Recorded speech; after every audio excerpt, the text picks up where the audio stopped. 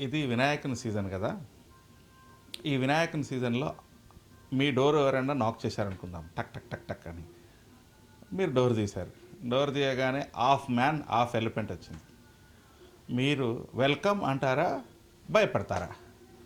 గజ్జుమంటారు, ఉచ్చబోసుకుంటారు, పో పో పో అని డోర్ పెట్టేసి భయపడతారు.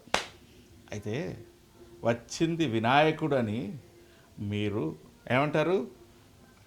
ఆ విషయాన్ని నమ్మలేకపోయారు.